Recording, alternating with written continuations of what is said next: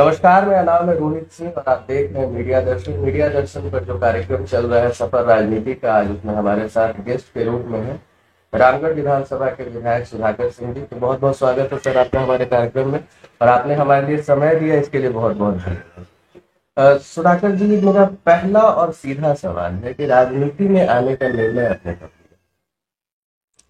लिया? राजनीति में आने का निर्णय कोई अचानक निर्णय नहीं है। जब मैं दिल्ली विश्वविद्यालय में पढ़ने गया था तो 95 कॉलेज का इलेक्शन था। हम लोगों ने, जो हमारे साथी थे दिल्ली विश्वविद्यालय में, उन लोगों ने निर्णय लिया कि चुनाव लड़ना है।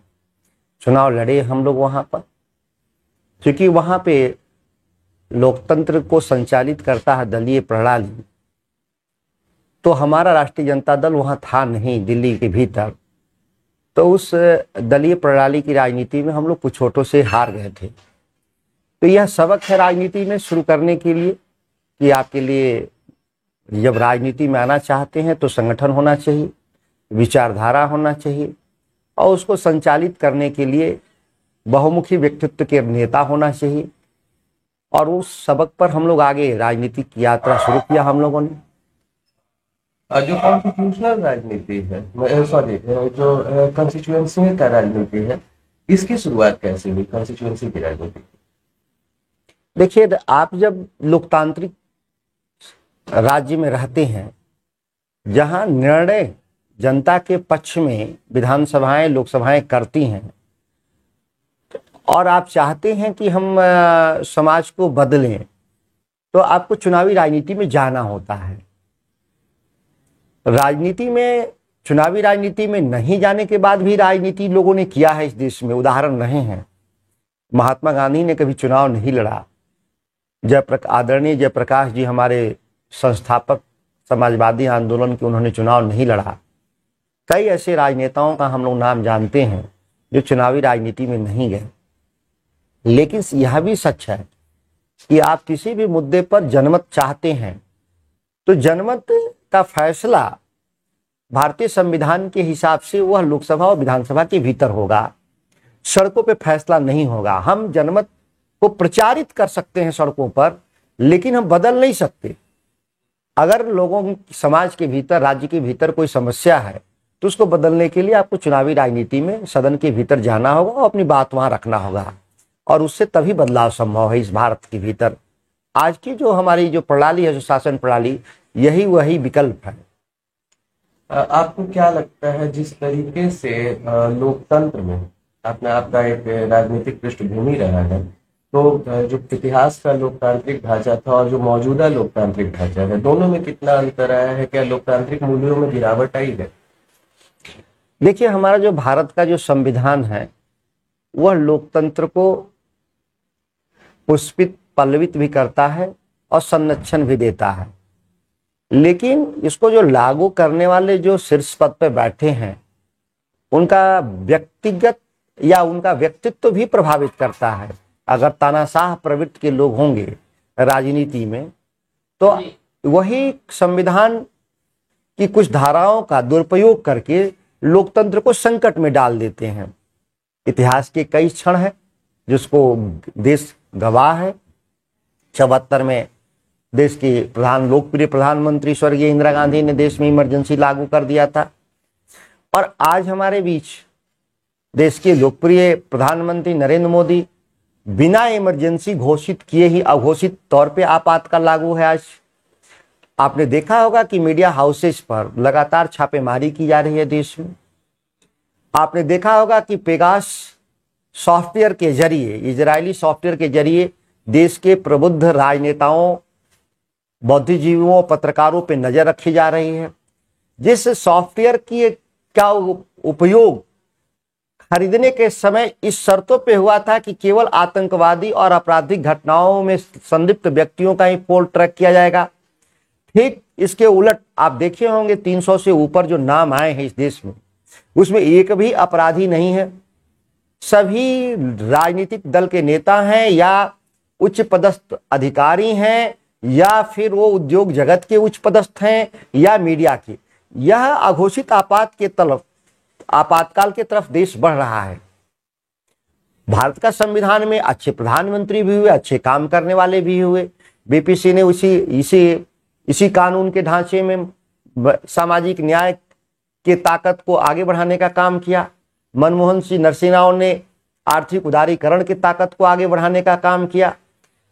बहुत इनमें से जिनकी मैं चर्चा कर रहा हूं, कुछ लोगों के पास तो बहुत स्पष्ट बहुमत भी नहीं था या चुनाव उनके नाम पे लड़े भी नहीं गए थे। तो वास्तविक रूप से जो इस्तेमाल करते हैं भारत के संविधान को, जिस हथियार को, वो इंसान जो व्यक्तिगत क्षमता से जो इस्तेमाल करते हैं, उनके भीतर अगर मेरिट नहीं होगा तो फिर भारत का संविधान कोई अलग से कोई इस्तेमाल तो होता नहीं है। वो ताकत का इस्तेमाल राजनेता के तौर पे हम लोग करते हैं, तो हमारी व्यक्तिगत क्षमता भी प्रभावित करता है लोकतंत्र को।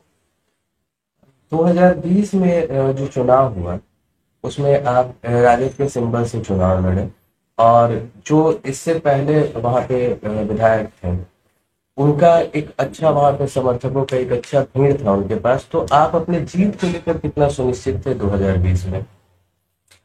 2020 का इलेक्शन को लेकर के राष्ट्रीय जनता दल संपूर्ण रूप से बिहार में हम लोग आश्वस्त थे कि हम लोग चुनाव जीतेंगे।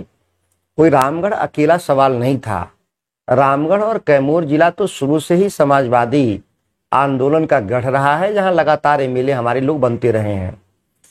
हम लोग संपूर्ण बिहार में, और आपने देखा होगा कि परिणाम को रातों रात किस तरह से देश के में बैठे हुए हुक्मरान चुनाव आयोग के अधिकारियों को डरवा करके और रातों रात दर्जनों हमारे एमएलए का सर्टिफिकेट छीन लिया गया, बदल दिया गया, और राष्ट्रीय जनता दल की सरकार को बनते बनते रोक दिया गया। तो कोई रामगढ़ अकेले और अलग कोई सवाल नहीं था। मैं चुनाव जीत जाऊं और बिहार में पार्टी हार जाए, हम लोग इस राजनीति में विश्वास नहीं करते। हम लोगों को सीधा है कि राष्ट्रीय जनता दल मजबूत होगा, हम भी उसमें मजबूत होकर उभरेंगे। अकेले जीतकर चुनाव और उसकी अकेले लड़ाई, ये हम लोग के व्यक्तिगत एजेंडे में नहीं रहता कभी। ये आपने जो एफिडेविट दिया है इसमें दो केसेस है आपके ऊपर, जरा इन पे हम लोग चर्चा कर लेते हैं। एक रामगढ़ थाना में कांड संख्या 184/2013 है, ये केस किस चीज का था? हमारे पास दो केस है, एक रामगढ़ थाने में केस है, एक मोहनिया थाने में केस है, जो चुनाव के इलेक्शन एफिडेविट में मैंने जिसका जिक्र भी किया है। दोनों ही केस बिहार सरकार के द्वारा हम पर किया गया है।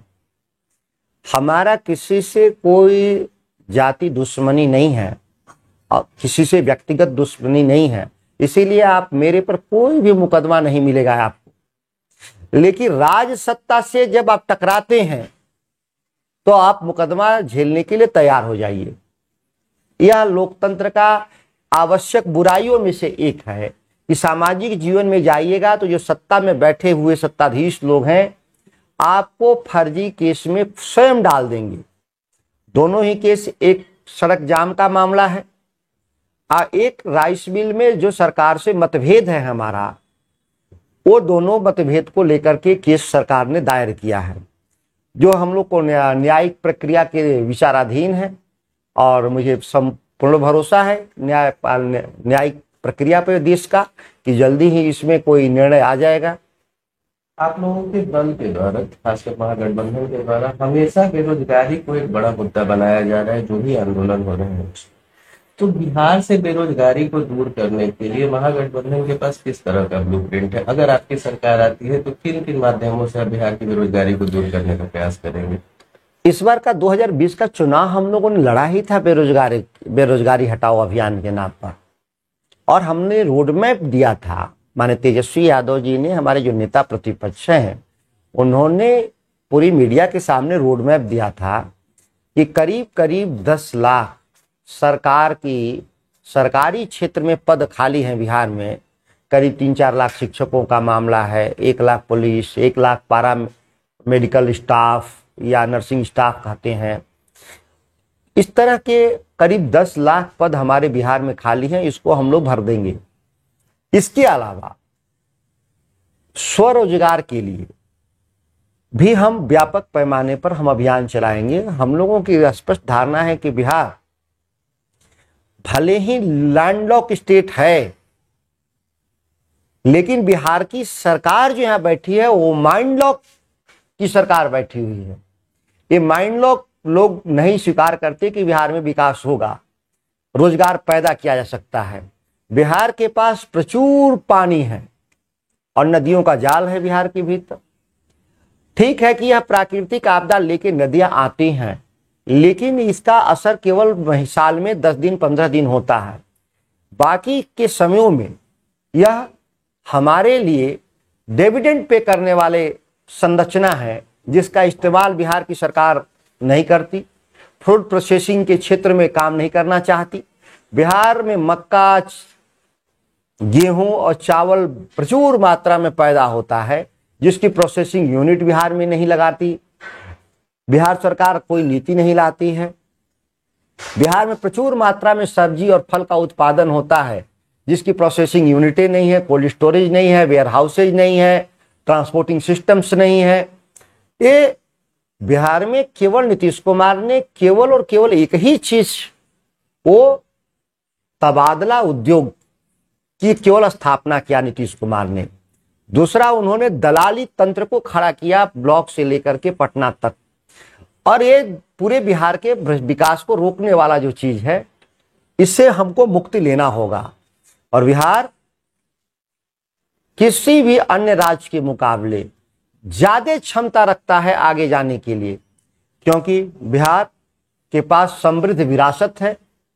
आप टूरिज्म के ही क्षेत्र में उठा करके देख लीजिए, भारत का इतिहास ही बिहार का इतिहास है।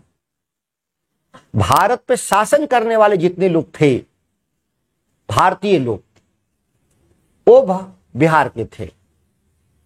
भारत पे जो विदेशी शासन है उसको छोड़ दीजिए, लेकिन भारत पर भारतीय लोग का जो शासन था वो बिहार का शासन था। जिसके पास इतनी समृद्ध विरासत हो, उसको पर्यटन के क्षेत्र में अपार संभावनाएं हैं।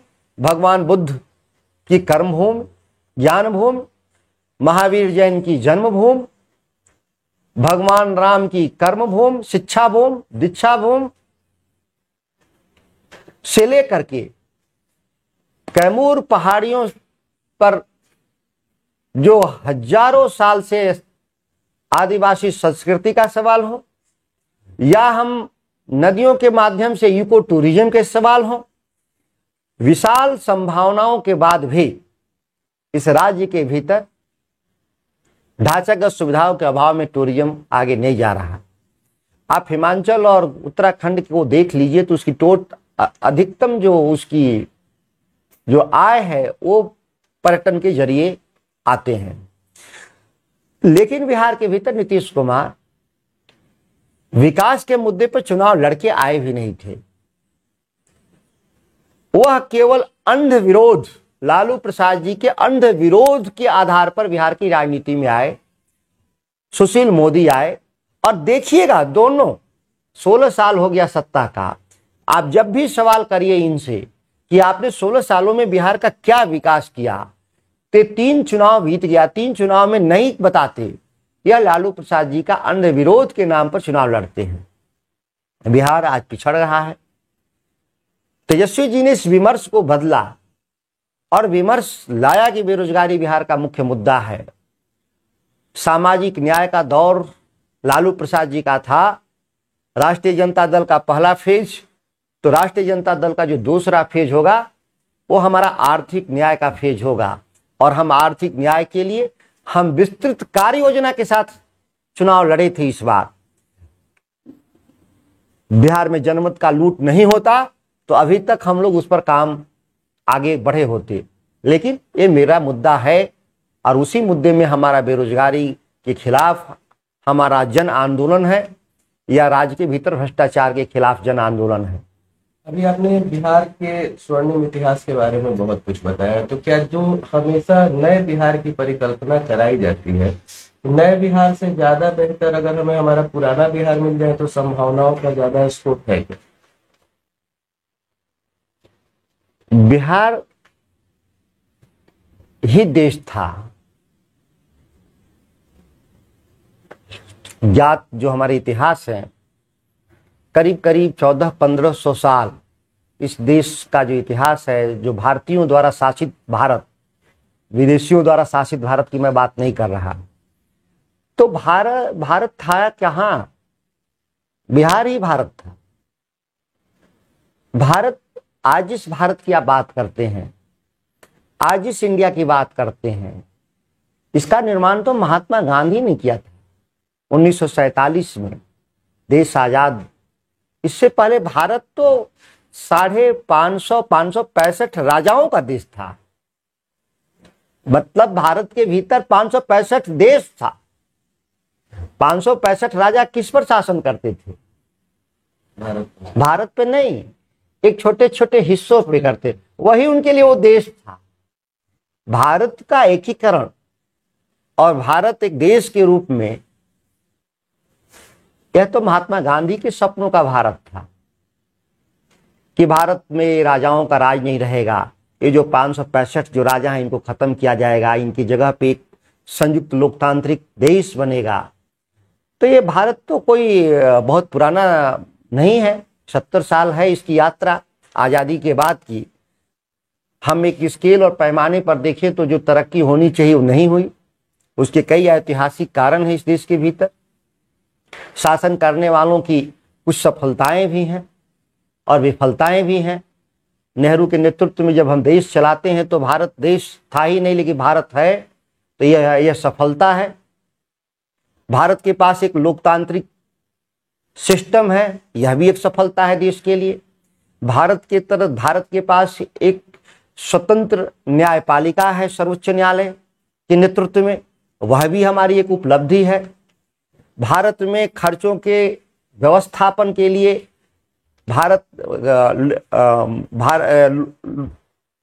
कैग है, जिसको हम लोग बोलते हैं controller of auditor of India, तो वह भी एक हमारे लिए उपलब्धि है। तो कहने का मतलब कि हमारे पास उपलब्धियां हैं, लेकिन हम जब विकास के पैमाने पर, रोजगार के पैमाने पर और शिक्षा के पैमाने पर हम देखते हैं तो यह और आगे जाना चाहिए था। जब भारत बन रहा था तो भारत के पास कोई फैक्ट्री नहीं था, भारत के पास कोई संसाधन नहीं था, सैनिकों के पास हथियार तक नहीं थे, हम कई दुनिया से जंग लड़ने में हार चुके थे। लेकिन यह उपलब्धियां हैं हमारी, लेकिन उन उपलब्धियों को आगे बढ़ाने का अवसर है और आलोचना का कोई विषय नहीं है कि हमारे पूर्वजों ने क्या नहीं किया। जो नहीं किया वो आज की नई पीढ़ी के राजनेताओं का दायित्व है कि उसको आगे बढ़ाएं। कुछ सवाल हमारे पास आए हैं आपके विधानसभा क्षेत्र से, लोगों की समस्याएं हैं, जिसमें एक समस्या है कि यूपी बिहार से सटे जो सरैया, खजूरा, सखेलीपुर, धनसराय, भानपुर, यहाँ के बच्चे हैं, उन्हें इंटर की पढ़ाई करने के लिए यूपी जाना पड़ता है क्योंकि वहाँ पर इंटर स्तरीय विद्यालय नहीं है। इस पर क्या? बिहार में नई शिक्षा नीति के तहत इंटर कॉलेज खोलने की बिहार सरकार की मंशा बहुत साफ नहीं है। फिर भी मैं चुनाव जीता हूं 2020 में, तो हमने वायदा किया था कि हम तीनों प्रखंड में एक डिग्री कॉलेज स्थापित करूंगा और ये इंटर कॉलेज का जो डिमांड है कर्नासा में बनना चाहिए, क्योंकि यह बिहार और यूपी की सीमा रेखा पर अवस्थित है। इसको हम लोग अगर कोविड-19 नहीं रहता, सरकारी कार्यालय नहीं बंद रहते, तो ये अभी तक खुल चुका होता। लेकिन आप निश्चिंत रहिए, अगले सत्र में हम वहां पे इंटर कॉलेज की स्थापना निश्चित तौर पर करा देंगे, यह विश्वास रखिए। और उस इलाके के जो लोग की इच्छा है, इस इच्छा से हम सहमत हैं। दूसरा सवाल है, दुर्गावती प्रखंड क्षेत्र में जीपी रोड से होकर भदैनी गांव जाने वाले मार्ग जो है कच्चे हैं, आजादी के बाद उनका पक्कीकरण नहीं हुआ है, जिससे ग्रामीणों को काफी परेशानी होती है। इस पर हमारे विधानसभा में ग्रामीण कनेक्टिविटी, रूरल कनेक्टिविटी इस देश के पैमाने पर, मैं बिहार के पैमाने पर नहीं, 99% है। यहां तक कि भारत सरकार के अधिकारी भी भौचक थे कि इस देश में कोई एक जिला सबसे ज़्यादा सड़कों का कनेक्टिविटी करा पाया रघुवंश सिंह ग्रामीण विकास मंत्री थे। जब ग्रामीण पथों का निर्माण देश में शुरू हुआ था, हमारे राष्ट्रीय जनता दल के बड़े नेता थे, आज हमारे बीच में नहीं है।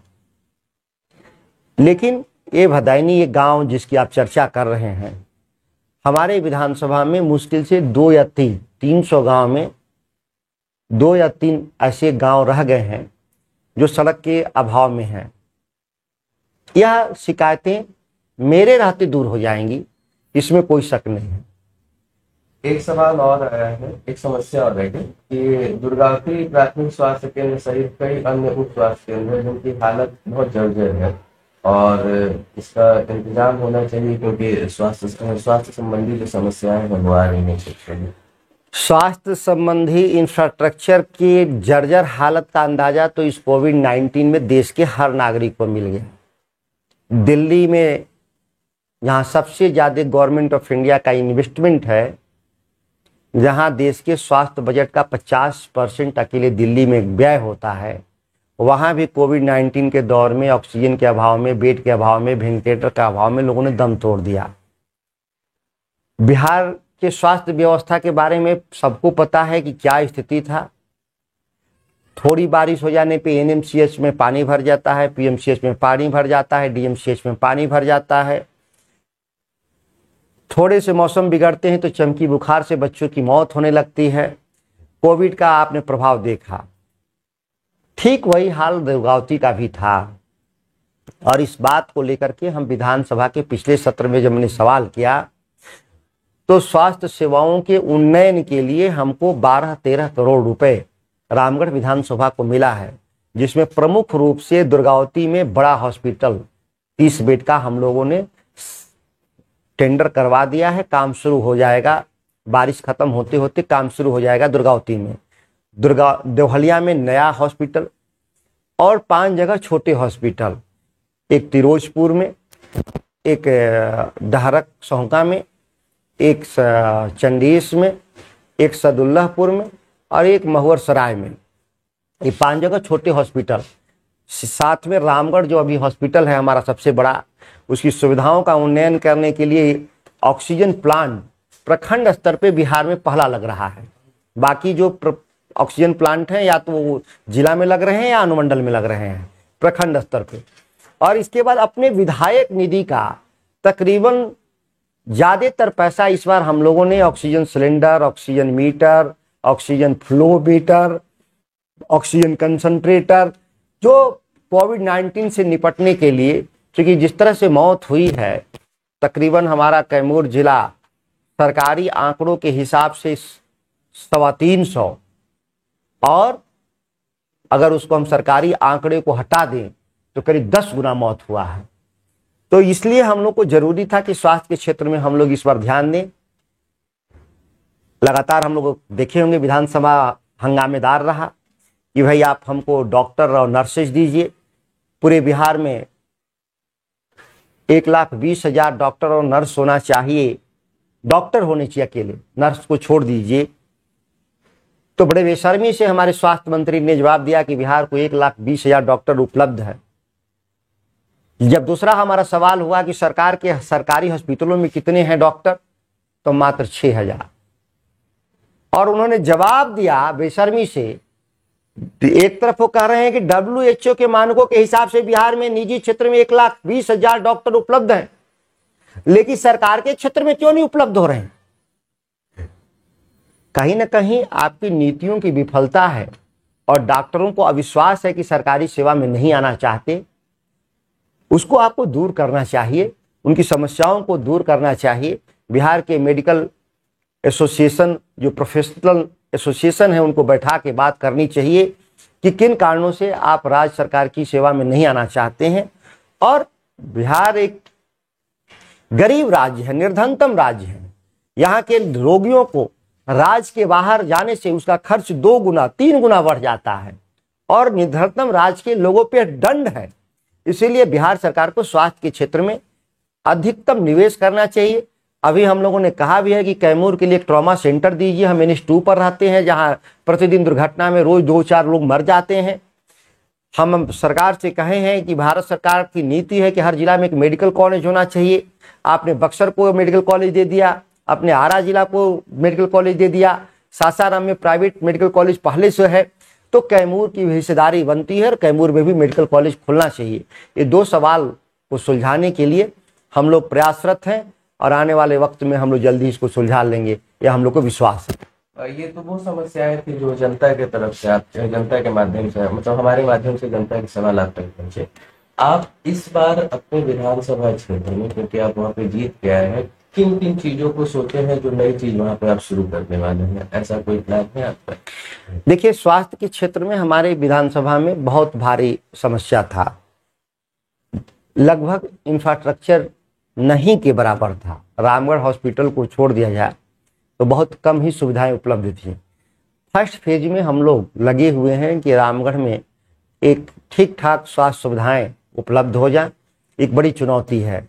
और हम लोग उसमें हम लोग आधी दूरी तय कर चुके हैं, मतलब जितनी हमको सुविधाओं की ज़रूरत है उसमें हम आधी दूरी तय कर चुके हैं, और आधा हम लोग एक आध साल के भीतर हम लोग इंफ्रास्ट्रक्चर को खड़ा कर देंगे। जितना पैसा लगेगा, अभी मान लिए 13-14 करोड़ रुपए लगे हैं और आने वाले वक्त में हमको 13-14-15 करोड़ रुपए और लग जाएंगे, तो स्वास्थ्य सुविधाएं मेरी बेहतर हो जाएंगी रामगढ़ की। दूसरा ये है कि हमारे जो नहरें हैं जिससे हमारा खेती होता है, जो हमारा मुख्य जीविकोपार्जन है, जो हमारे व्यापार के मुख्य आधार हैं, वह नहरें हमारे करीब 30 साल 35 साल पहले बनी थी।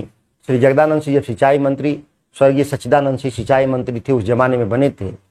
उन सभी सिंचाई की योजनाओं को हम पुनर्स्थापित करने, जो जीर्ण शीर्ण स्थिति में पुनर्स्थापित करने के लिए हम लोग लगे हुए हैं कि हमारा वो पुनर्स्थापित होने से खेती का रकबा भी बढ़ेगा और हमारा सुनिश्चित खेती हो सकेगा, इसके लिए हम लगे हैं। तीसरा हमारा जो सवाल है वो है एजुकेशन के क्षेत्र में। हमारे पास मात्र 1 डिग्री कॉलेज था, उसको हम बढ़ाकर 4 डिग्री कॉलेज कर रहे हैं। हमारे जितने हाई स्कूल और इंटर कॉलेज बने हैं उसमें सभी जगह भवन का अभाव है। हम लोग इस साल करीब 12 करोड़ रुपए का हम लोगों ने बिल्डिंग्स बनाने का काम हम विभिन्न हाई स्कूलों में काम शुरू कर रहे हैं, और अगले साल जो बचे हुए हाई स्कूल हैं उसको हम लोग बनवा देंगे, डिग्री कॉलेज भी खोल देंगे हम लोग, उसमें हम लोग लगे हुए हैं। तो शिक्षा, स्वास्थ्य और बिजली के क्षेत्र में हमारा काम लगभग कंप्लीट है। थोड़े बहुत काम बचे हुए हैं जिसको हमने इस बार सत्र में विधानसभा में आप देखा होगा कि बिजली पे सवाल हमने किया, तो सरकार किस तरह से आंकड़ों में खेलने का काम कर रही थी। जब हम लोगों ने इंडिकेट किया कि भाई आपने ट्रांसफार्मर लगा दिया और एलटी तार कनेक्शन नहीं दिया, तो उस ट्रांसफार्मर का क्या उपयोगिता है, तो बिहार सरकार ने स्वीकार किया कि नहीं, हम 3 महीने में हम एलटी तार भी देंगे। और विकास एक सतत प्रक्रिया है, कोई ऐसा नहीं है कि विकास कोई अंतिम क्रिया है। यह समय काल परिस्थितियों के अनुरूप उसके मानक बदलेंगे, प्रतिमान बदलेंगे, लोगों की अपेक्षाएं आकांक्षाएं भी बदलेंगी।